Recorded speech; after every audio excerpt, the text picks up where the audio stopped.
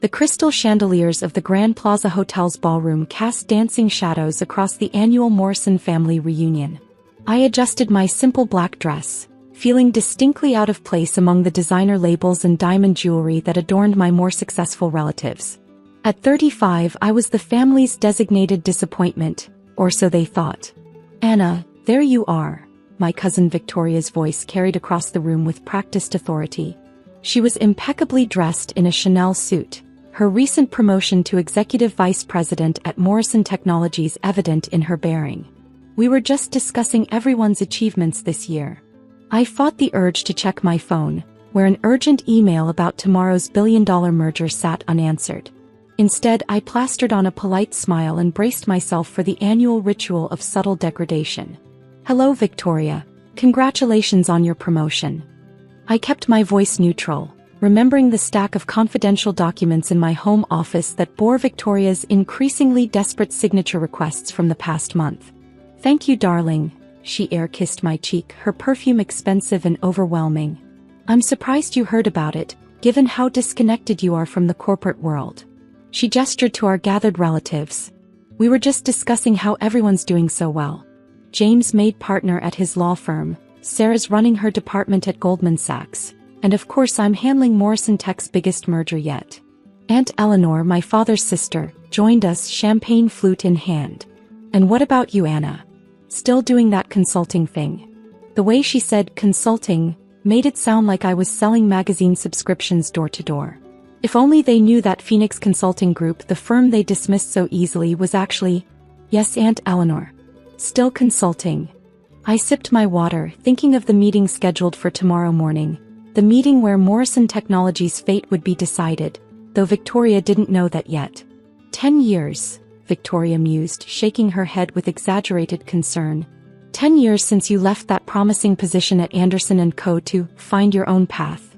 And what do you have to show for it? A small consulting practice that nobody's ever heard of. I thought about the private island I'd purchased last month, the 3 homes in different countries, and the fact that I was Victoria's boss's boss's boss. Not that she knew it. Phoenix Consulting Group operated entirely through subsidiaries and shell companies, with my name carefully hidden from public records as the founder and CEO. I'd built it into one of the most powerful consulting firms in the world, specializing in corporate restructuring and major mergers. "We do all right," I said mildly. "How's the merger going, Victoria? I heard there were some complications." Her perfectly maintained smile flickered for just a moment. "Nothing I can't handle, though I wouldn't expect you to understand the complexities of a billion-dollar merger. James, our cousin who just made partner at his law firm, joined our little circle. Are you still working out of that small office downtown, Anna? You know, I could help you find a real job. My firm's always looking for administrative support." I bit back a laugh, remembering the meeting last week where James's firm had desperately pitched their services to Phoenix Consulting Group, unaware that the mysterious CEO they were trying to impress was standing right in front of them. "That's so kind of you, James," I said, watching him preen at my apparent gratitude. "But I'm comfortable where I am." "Oh, honey," Aunt Eleanor interjected, her voice dripping with false sympathy, "you shouldn't settle for comfortable. Look at Victoria, she's about to close the biggest deal in Morrison Tech history. The merger with Global Tech will make her career. If they only knew that Global Tech was one of my shell companies, created specifically to force Morrison Tech into a position where they'd need Phoenix Consulting Group's help. Victoria's biggest deal was actually my carefully orchestrated plan to teach my family a much-needed lesson in humility." "Speaking of the merger," Victoria said, checking her designer watch, "I should go. Early meeting tomorrow with the consulting team." She gave me a patronizing smile. "They're just advisors, of course, but we have to humor them." I thought about the meeting she was referring to, the one where I would be sitting at the head of the table, not as Anna Morrison, the family disappointment, but as Anne Phoenix, the reclusive founder of Phoenix Consulting Group. "Actually," I said, finishing my water, "I have an early meeting tomorrow too. A signing ceremony for a rather important contract." "Oh," James smirked, "finally landed a big client for your little consultation business?"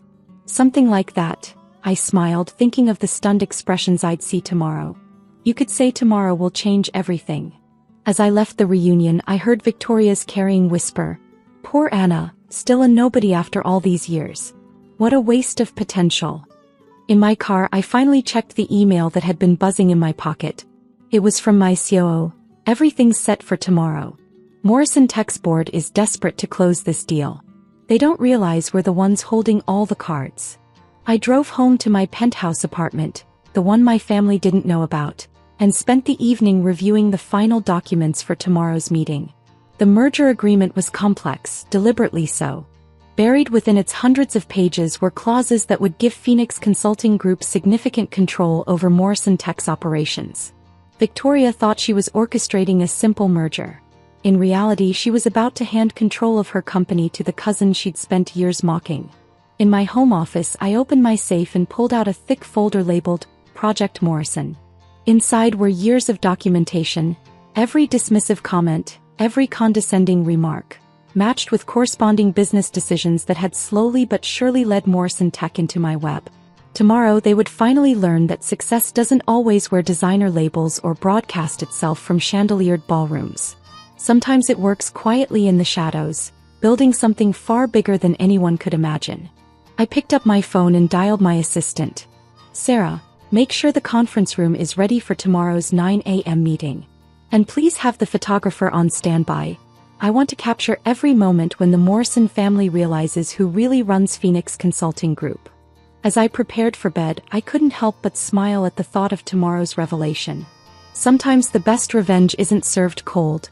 It's served with a billion-dollar merger agreement and a signature line that reads, "And Phoenix, CO." The Phoenix Consulting Group's headquarters occupied the top 5 floors of downtown's most prestigious office tower. I stood in my private elevator, ascending to the penthouse conference room, watching the city wake up through the glass walls. My Armani suit, one I'd never wear to family functions, felt like armor. "Good morning, Miss Phoenix," my assistant Sarah greeted me as I stepped out. After 10 years, she was one of the few who knew both sides of my life. "The Morrison Tech team is waiting in the main conference room. Your cousin Victoria is apparently quite vocal about the delay." I checked my reflection in the brushed steel walls. Gone was the intentionally understated Anna from last night's reunion. Today I was Phoenix, CEO of one of the world's most powerful consulting firms. "How long have they been waiting?" I asked, already knowing the answer. 20 minutes. Sarah's smile held a touch of mischief. "Miss Morrison has mentioned her important position approximately 12 times. Well then," I straightened my jacket, "let's not keep them waiting any longer." The main conference room was a testament to power, with floor-to-ceiling windows offering a commanding view of the city. Victoria stood at one end of the massive table, mid-rant about the disrespect of being kept waiting. James sat nearby, presumably there as Morrison Tech's legal counsel. Several board members, including my uncle Robert, Victoria's father, and Morrison Tech's CEO, occupied the other seats. Finally, Victoria exclaimed as the door opened. "Do you have any idea who I dash?" Her voice trailed off as I walked in, her expression shifting from outrage to confusion to disbelief. "Anna." James stood up so quickly he knocked over his water glass. "What are you doing here? This is a private meeting." I walked calmly to the head of the table, setting my briefcase down with a quiet click that seemed to echo in the stunned silence. "Good morning, everyone. I apologize for the delay. Shall we begin discussing the Morrison Tech Global Tech merger?" Uncle Robert found his voice first. "Anna, this is highly inappropriate. Where is Phoenix? We're here to meet with the CEO." "You are." I sat down, nodding to Sarah, who began distributing folders. Phoenix. Anna Morrison Phoenix, founder and CEO of Phoenix Consulting Group, and as of this morning, the majority shareholder of Global Tech Industries. The silence that followed was absolute. Victoria had gone pale, her designer dress suddenly seeming like a child's costume. James was frantically flipping through the documents Sarah had distributed, his legal training kicking in as he searched for a loophole. This is impossible," Victoria stammered. "You're just a small-time consultant. You work out of a tiny office downtown." "That office?" I smiled. "It's one of our meeting spaces for local clients. Phoenix Consulting Group operates in 47 countries, Victoria. We own this building. And as of today, we're about to own a controlling interest in Morrison Technologies." I stood up, clicking through presentation slides that detailed exactly how I'd built my empire while my family was busy underestimating me. 10 years ago when I left Anderson & Co., everyone thought I was throwing my career away. What you didn't know was that I'd already secured contracts with 3 major international clients. While you were mocking my little consulting business, I was building a global network of subsidiaries and partnerships. Uncle Robert's face had turned an interesting shade of gray. Global Tech. It's your company? Through a series of shell corporations, yes. Just like the venture capital firm that's been buying up Morrison Tech debt for the past 3 years. I met his eyes across the table. The same debt you're hoping this merger will help you resolve. Victoria sank into her chair. The merger terms, the consulting fees are non-negotiable. I pulled out the final contract. Phoenix Consulting Group will assume control of Morrison Tech operations, restructure the management team, and implement a new corporate strategy. You can't do this, James interjected, his legal partner bravado cracking. The board won't approve. The board already has. I nodded to Sarah, who displayed the voting results. They did so last night after reviewing the complete terms. Terms that make it clear Morrison Tech will face immediate loan recalls without this merger. Uncle Robert stood up slowly, his authority visibly crumbling. Why, Anna? Why go to all this trouble? Because 10 years ago, you all taught me a valuable lesson. I walked around the table slowly. You taught me that perception matters more than reality. That titles and appearances count more than actual ability. I stopped beside Victoria's chair. Last night, cousin, what did you call me? A nobody after all these years. Victoria couldn't meet my eyes. The memory of her words at the reunion hung heavy in the air. Here's today's reality. I continued. Morrison Technologies is now a subsidiary of Phoenix Consulting Group. Victoria, your position as Executive Vice President is being eliminated. James, your firm's services will no longer be required. I turned to Uncle Robert. And you, Uncle, will be announcing your retirement effective immediately. The next hour was a blur of signatures, legal requirements, and shocked silences. As the Morrison contingent prepared to leave, thoroughly defeated, I called out one last time. Victoria. She turned, her makeup smeared from poorly concealed tears. Next family reunion, remember, success doesn't always wear Chanel. After they left, I stood at the window watching the city spread out below. Sarah appeared at my side with a coffee. Was it worth it? She asked quietly. All these years of hiding your success? I thought about the decades of condescension, the dismissive comments, the patronizing offers of real jobs.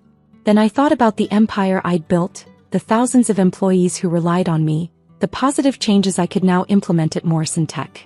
It wasn't about revenge, I said finally. It was about proving that success comes in many forms, that you don't have to follow their path to build something meaningful. Over the next year, Morrison Technologies transformed under Phoenix Consulting Group's leadership. I appointed competent executives based on merit rather than family connections. Victoria eventually found a mid-level position at another firm, hopefully having learned the value of humility. James' law firm struggled after losing both Morrison Tech and Phoenix as clients. The family dynamics shifted too. At the next reunion, held in a much more modest venue, there was less bragging about job titles and more genuine conversation. Aunt Eleanor actually asked about my business with real interest, though she still occasionally flinched when someone mentioned Phoenix Consulting Group. My father, who had watched silently for years as his sister and her family dismissed his daughter's choices, finally told me how proud he was, not of my financial success, but of how I'd handled it all. You built something real, he said, hugging me at the office one day. Something that matters beyond just money and power. He was right. Phoenix Consulting Group had become more than just a vehicle for proving my worth to my family. It was a force for change in the business world, promoting innovation and ethical leadership. In my office, I keep a small photo from that first reunion after the revelation. It shows the moment Victoria realized who I really was, not because I enjoy her discomfort, but as a reminder that true success isn't about titles or appearances. It's about building something meaningful, something that lasts. The random consultant they dismissed for a decade had built an empire. But more importantly, she'd built it her way on her own terms. And that, more than any merger or acquisition, was the real victory. These days, when people ask about my path to success, I tell them the truth. Sometimes the quietest voice in the room belongs to the most powerful person at the table. And sometimes the best response to those who underestimate you isn't to prove them wrong immediately. It's to build something so magnificent that when they finally realize their mistake, it's already too late to matter. As for that little consulting business they used to mock, it just acquired its 100th company last week. But that's a story for another family reunion. I sat in my office late that evening, looking at the city lights twinkling below. A notification popped up on my phone. Victoria had posted on LinkedIn about her exciting new opportunity at a mid-sized firm. I smiled, remembering how she used to brag about only working for Fortune 500 companies. My assistant knocked softly. "Miss Phoenix, the board reports are ready for review. Also, your father called. He'd like to have dinner next week." "Schedule it," I said, turning back to the window. "And Sarah? Book that restaurant he always wanted to try but could never afford. It's time he enjoyed some of this success too." The truth is, success isn't just about proving people wrong. It's about lifting up those who believed in you even when they couldn't show it. My father had always been quiet during family gatherings, watching helplessly as his daughter was belittled. Now he could hold his head high, knowing his daughter had built something remarkable. Tomorrow I'd review acquisition proposals, meet with international clients, and continue building the empire that nobody saw coming. But tonight I simply savored the quiet satisfaction of knowing that sometimes, the best revenge is simply becoming exactly who you were meant to be. After all, true power doesn't need designer labels or fancy titles. Sometimes it just needs patience, determination, and the wisdom to know when to reveal your cards. The bridal shop's bell chimed as I pushed open the door, the sound as bitter as the taste in my mouth. Through the forest of white tulle and silk, I spotted my sister Emma twirling in front of a three-way mirror, our mother dabbing tears from her eyes. "Oh, Emma," Mom gushed, "you look absolutely perfect." The wedding dress probably cost more than most people's monthly salary. Of course it did. She'd pay for it with my money. "Sarah." Emma's face lit up with fake enthusiasm when she saw me in the mirror. "I was wondering when you'd show up. What do you think? Worth every penny, right?" My name is Sarah Mitchell, and 2 weeks ago, I discovered my sister had drained my savings account of $78,000 to fund her dream wedding. The money I'd spent years saving for my own future, gone in a series of unauthorized transfers while I was on a business trip. "How could you, Emma?" I kept my voice low, conscious of the other customers browsing nearby. "That was my entire savings." She turned to face me, all innocence and confusion. "Oh, come on, Sarah. Don't be so dramatic. I'll pay you back eventually." Besides, she smoothed down the intricate beadwork on her bodice. "You know how important this wedding is to me. To all of us. Important enough to steal from your own sister." "Steal is such an ugly word," Emma sighed, examining her reflection again. "I prefer to think of it as borrowing. You'd have said no if I'd asked, and Jason and I need this wedding to be perfect. You know how his family is." "Ah yes, Jason Reynolds. Emma's fiancé and heir to the Reynolds fortune. Old money, old names, old expectations. The kind of family that would look down their noses at our decidedly middle-class background if the wedding wasn't appropriately lavish." "Mom," I turned to our mother, who was suddenly very interested in a rack of veils. "Are you seriously okay with this?" "Well," she hesitated, not meeting my eyes. "Emma did say she'll pay you back.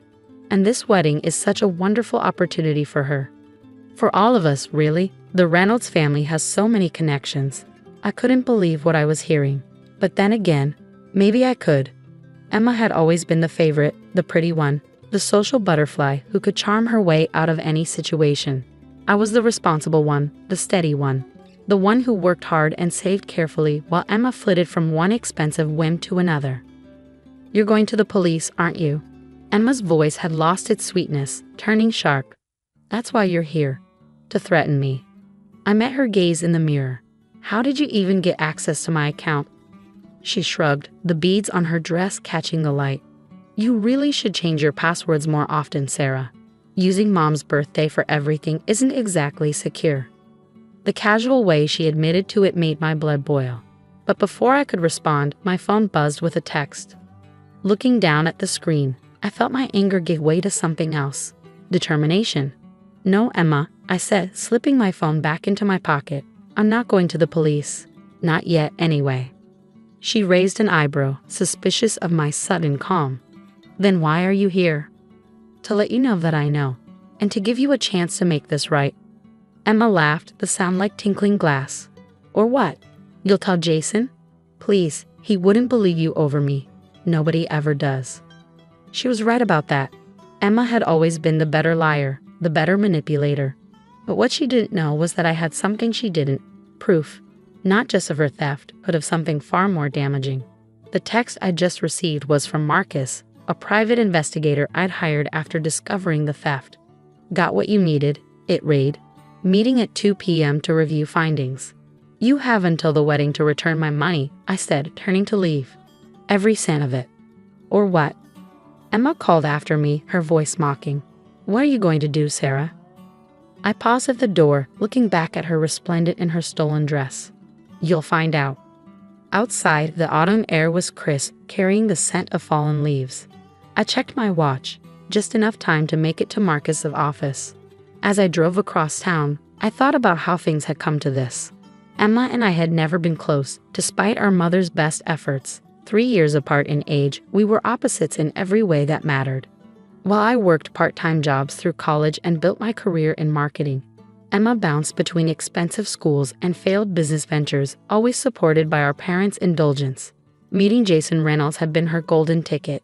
He was everything she'd always wanted, rich, connected, and completely taken in by her carefully crafted persona.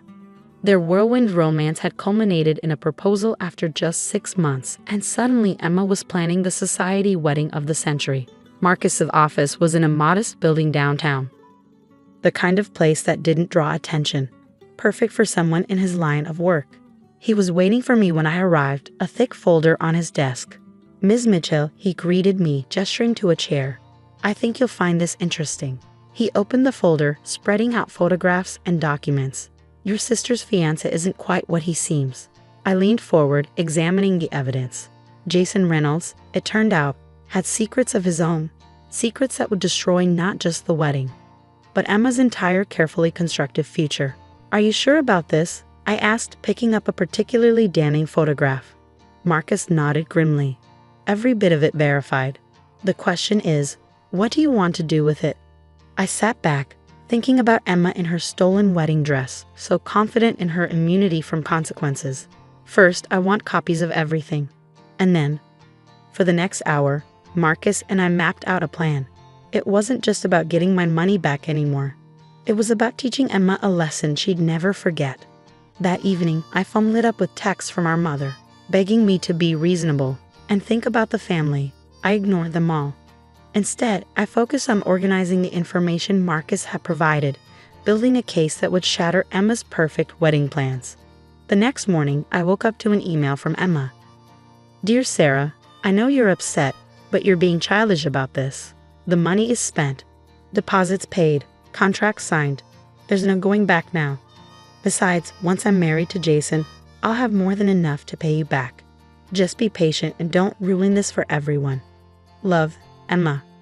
Her arrogance was breathtaking. She really believed she could steal my life savings and face no consequences. That's what a lifetime of indulgence had taught her. That rules didn't apply to her. That she could take whatever she wanted. I opened my laptop and began composing a response. Dear Emma, you're right, the money is spent. But before you get too comfortable with that thought, you might want to ask Jason about his monthly trips to Vegas. And about Angela. Love, Sarah. I didn't send it. Not yet. But soon, very soon, Emma would learn that her perfect life wasn't as secure as she thought. Over the next few days, I watched as wedding preparations continued at a frenzied pace. Emma had spared no expense, my expense, in creating her dream event. The venue was a historic mansion outside the city.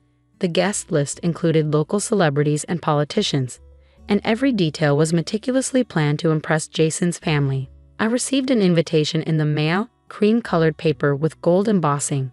The irony wasn't lost on me, being invited to a wedding paid for with my stolen money.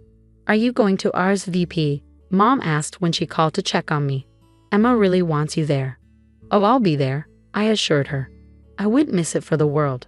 The week before the wedding, I met with Marcus again. He had more information, bank records, text messages, surveillance photos. Jason Reynolds wasn't just cheating on Emma, he was involved in something much darker. "Are you sure you want to go through with this?" Marcus asked as I reviewed the new evidence. "Once you start, there's no going back." I thought about Emma's smug face in the bridal shop, about years of watching her take and take while I worked and saved, about her complete lack of remorse over stealing my future. "I'm sure," I said firmly. "She needs to learn that actions have consequences." The morning of Emma's wedding dawned bright and clear, perfect weather for a perfect day. I dressed carefully in the pale blue bridesmaid's dress she'd chosen, doing my hair and makeup with precise attention to detail. Everything needed to appear normal until the right moment. The historic Reynolds estate was transformed into a fairy tale setting. White roses everywhere, crystal chandeliers hanging from the garden tent, champagne flowing freely. The cost of the flowers alone probably equaled 3 months of my salary. "Sarah." Emma's voice rang out as I entered the bridal suite. She was already in her dress, surrounded by bridesmaids and makeup artists. "I was worried you wouldn't show. And miss my sister's big day?" I smiled, meeting her eyes in the mirror. "Never." For a moment, something like uncertainty flickered across her face. My email about Angela must have rattled her, though she'd never responded to it. But then her perfect bride mask slipped back into place. "Well, good," she said, turning back to her reflection. "Everything needs to be perfect today. Jason's entire family is here, and they're already..." "Already what?" She sighed, adjusting her veil. "Let's just say they have certain expectations. This wedding needs to go exactly as planned."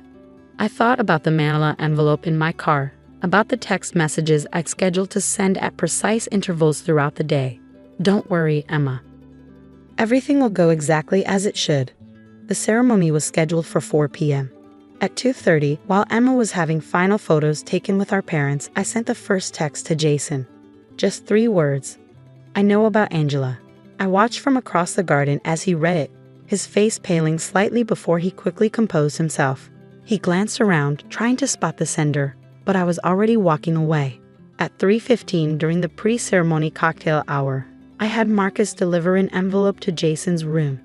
Inside were photos, not all of them, just enough to let him know we had proof. "Problems?" I asked innocently, finding Emma alone for a moment in the bridal suite. She was pacing, her perfect dress swishing across the floor. "Jason's acting strange," she said, biting her perfectly painted lip. "He keeps checking his phone and disappearing."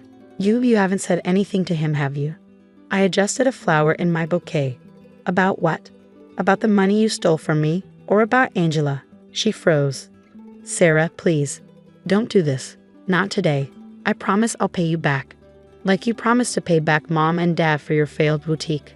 Or Mark for the startup money you borrowed last year." I stepped closer. "You're not the only one who can uncover secrets, Emma." Her face hardened. "You wouldn't dare ruin this. The Reynolds family would destroy you." "Maybe, but they'd destroy Jason first. And you by association." Before she could respond, our mother burst in. "Emma, honey, it's almost time." I left them there, making my way to the ceremony site. Guests were being seated, the string quartet was playing, and Jason stood at the altar looking increasingly uncomfortable. At 3:55, 5 minutes before the ceremony was due to start, I sent him the final text, a video this time. Short, but devastating. His face went from pale to ashen as he watched it. "Ladies and gentlemen," the wedding planner's voice rang out, "please take your seats. The ceremony is about to begin." The music swelled, the guests stood, and the doors opened for Emma's grand entrance. She looked radiant, our father beaming beside her as they started down the aisle. They made it halfway before Jason stepped down from the altar. "I can't," he said, his voice carrying in a sudden silence. "I can't do this." Emma stopped, her smile frozen. "Jason, what are you?" "I know you know," he said, looking directly at her. "About Angela. About everything." "Who told you? Was it Thompson?" The confusion on Emma's face was genuine. "What? Jason, what are you talking about? Who's Angela?" And then, as if on cue, a woman stood up from the middle of the guests. "I am." The next few minutes were chaos. Angela, it turned out, wasn't just Jason's mistress. She was his wife. Their marriage in Vegas 3 months ago had been very real, very legal, and very much a problem for the Reynolds family. Emma's perfect day imploded spectacularly. There were shouts, tears, accusations. Jason's father had to be restrained from attacking his son. Guests fled in embarrassment or stayed to gawk at the unfolding drama. Through it all, I stood quietly in my bridesmaid's dress, watching my sister's carefully constructed world crumble. "You," she said, finally spotting me through her tears. "You did this." "No, Emma. You did this. Every choice you made, every person you stole from, every lie you told, it all led to this moment." She lunged at me then, all pretense of sophistication gone. "I'll kill you. You've ruined everything." Our father caught her, holding her back as she screamed and thrashed. Her perfect dress was torn, her makeup streaked with tears. "Ms. Mitchell?" Marcus appeared at my elbow. "Perhaps now would be a good time to discuss the financial matters." Emma went still. "What financial matters?" "The theft of my savings for starters," I said calmly. "The unauthorized access to my accounts, the fraudulent transfers. The police are very interested in all of it." "You wouldn't," she whispered. "Your own sister?" "You stopped being my sister the moment you decided to steal my future." I turned to Marcus. "Show them." He opened his briefcase, pulling out documents, bank records, transfer receipts, screenshots of Emma accessing my accounts. Our parents' faces fell as they realized the extent of her deception. "Oh, Emma," our mother whispered. "What have you done?" The aftermath was both swift and severe. The Reynolds family, already reeling from Jason's scandal, wanted nothing to do with any of it. They whisked him away to deal with the Angela situation privately. Emma faced criminal charges for theft and fraud. Our parents, finally forced to see her for who she really was, refused to bail her out this time. The wedding vendors, unpaid and angry, began legal proceedings of their own. Was it worth it? I asked her later, visiting her at our parents' house where she'd been forced to move back in. Was one perfect day worth losing everything? She didn't answer, just stared out the window, her perfect world shattered beyond repair. My money was eventually returned, not all at once, but through a court-ordered repayment plan that would take Emma years to fulfill. The wedding vendors claimed everything else, selling off the unused decorations and Emma's dream dress to recoup their losses. A year later, I sat in my new apartment, paid for with the savings I'd rebuilt. A wedding invitation lay on my coffee table, not Emma's this time, but my home. My fiancé, unlike Jason, was honest, hardworking, and completely real. Emma wasn't invited. She was still working through her legal issues, still living with our parents, still blaming me for ruining her life. She never understood that she'd done that herself, one selfish choice at a time. My phone buzzed with a text from Marcus. He'd started handling my corporate security after the wedding debacle. "Thought you'd want to know. Jason Reynolds just got divorced. From both wives." I smiled, thinking about karma and consequences. Emma had wanted the perfect wedding at any cost. Instead, she'd learned a valuable lesson about the price of perfection. As I began planning my own wedding, modest, meaningful, and paid for honestly, I thought about what real love and family should look like. Not a fairy tale built on lies and theft, but something true and strong and real. Emma had chosen her path, and now she was living with the consequences. Me, I was finally living my own life on my own terms with my own honestly earned money, and that was worth more than any perfect wedding day could ever be. The espresso machine in my office hummed quietly as I read the email for the third time. 2 years after walking out of my life, my ex-husband was asking for a meeting. "Emily, please. I know I don't deserve your time, but my company is in trouble. I need investors who understand the business. Just 1 hour of your time." I glanced at the stock ticker on my computer screen, watching as Richardson Technologies shares dropped another 15%. David's company was doing more than struggling. It was in free fall. "Ms. Bennett?" My assistant's voice came through the intercom. "Your 10 a.m. is here." "Thank you, Sarah. Give me 2 minutes." I closed the email without responding and smoothed my silk blouse. The view from my corner office reminded me how far I'd come since that night David left. "She makes me feel young again," he'd said, packing his bags while I watched from our bedroom doorway. "Jessica understands me in ways you never did." I'd said nothing, just watched as he grabbed his expensive watches, his tailored suits, his golf clubs. He left behind 20 years of marriage and the woman who'd helped him build his company from the ground up. What he didn't know was that I'd been preparing for this moment for months. The signs had been there: late nights at the office, mysterious text messages, a sudden interest in staying fit at 45. I'd seen it all before with other executives' wives. But unlike them, I didn't cry or beg. I didn't throw his things out the window or key his precious Tesla. Instead, I got my ducks in a row. My name is Emily Bennett, and while my husband was busy with his 24-year-old mistress, I was busy turning his biggest mistake into my greatest triumph. The first sign of trouble had come during a charity gala 8 months before he left. I'd watched Jessica, his new marketing coordinator, touch his arm and laugh at his jokes. She was beautiful in that obvious way: long blonde hair, perfect makeup, designer dress probably bought with her corporate card. But it wasn't her attention to my husband that caught my eye.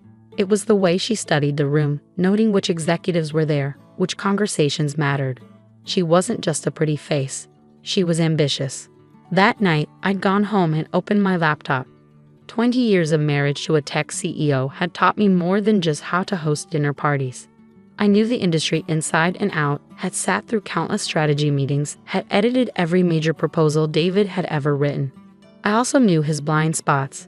David had always focused on hardware, servers, networks, infrastructure.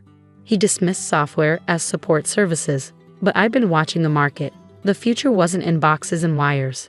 It was in cloud services, in AI, in the invisible systems that made everything work.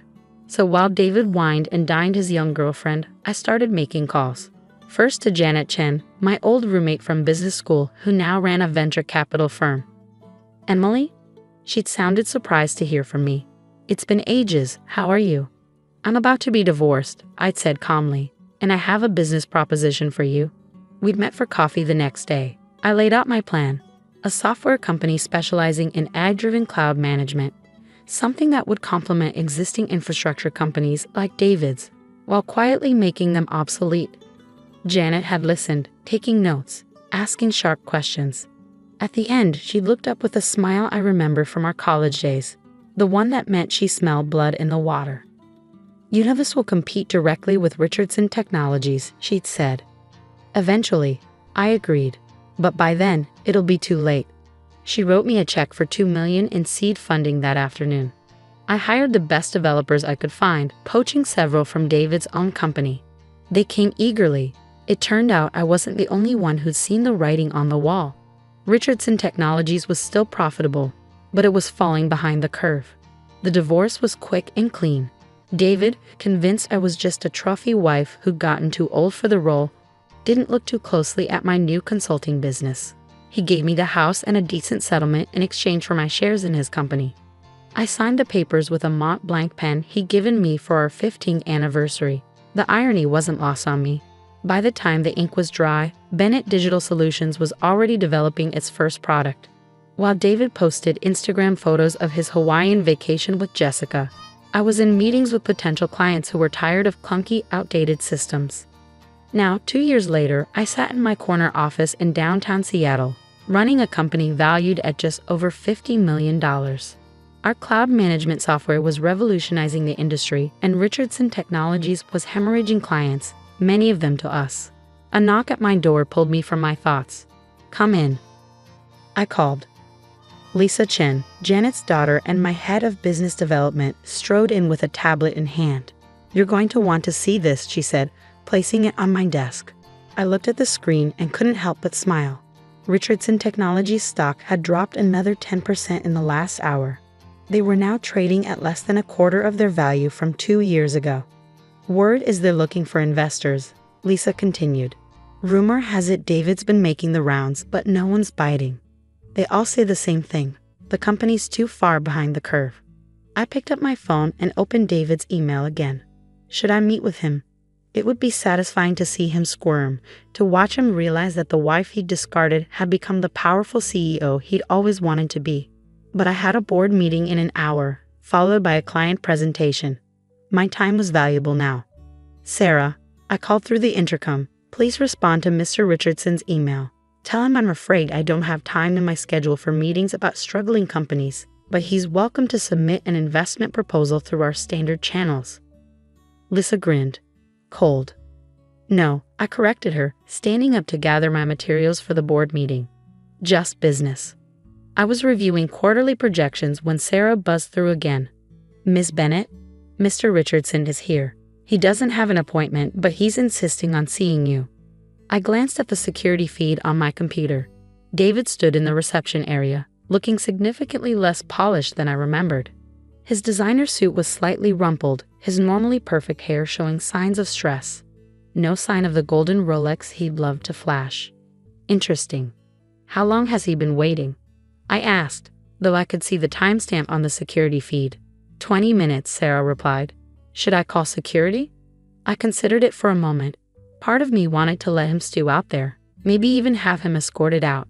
But another part, the part that had spent 20 years analyzing business strategies, knew this was an opportunity. Give him 5 more minutes, I said. Then send him in. I used those 5 minutes to make myself impeccable. I smoothed my hair, touched up my lipstick, and adjusted my Hermes scarf, the one I bought myself to celebrate our first million in revenue. When Sarah finally shoved him in, I was seated behind my desk, reading through reports as if his presence was barely worth knowing.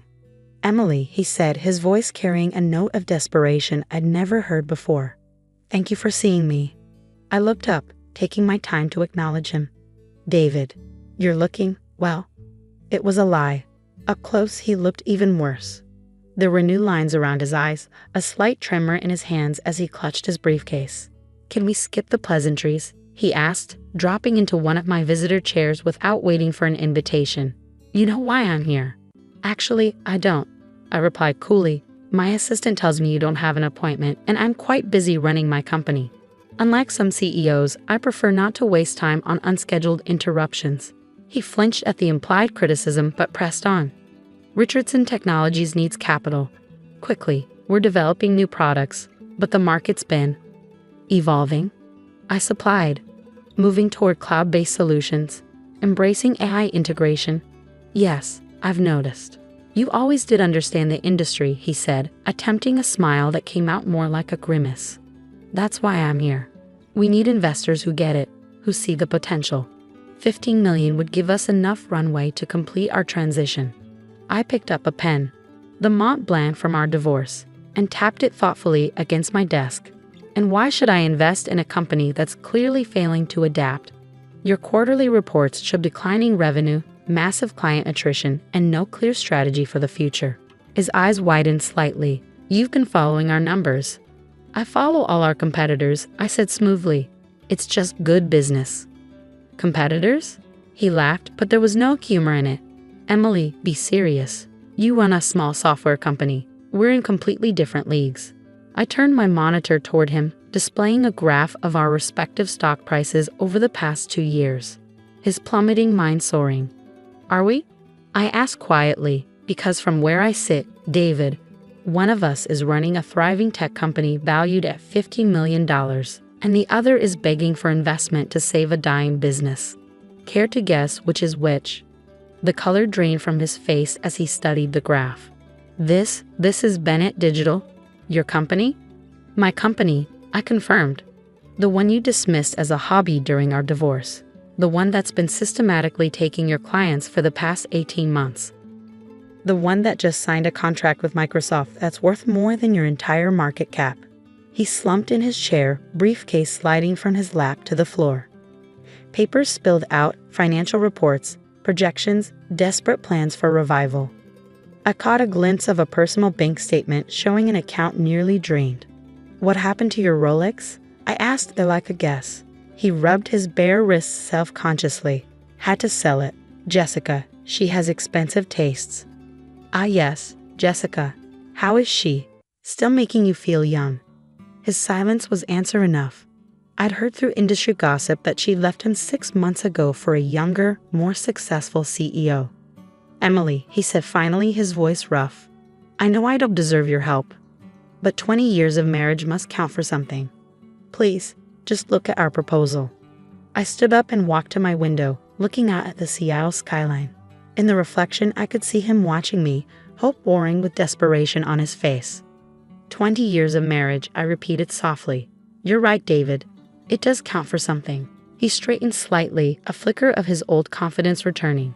It counts, I continued, turning to face him, as the most expensive business education I could have received. And now you want me to invest in the company you're running into the ground. The same company you wouldn't let me help manage because wives should stay out of business. David stood up, desperation turning to anger. So this is revenge. You built all this just to destroy me?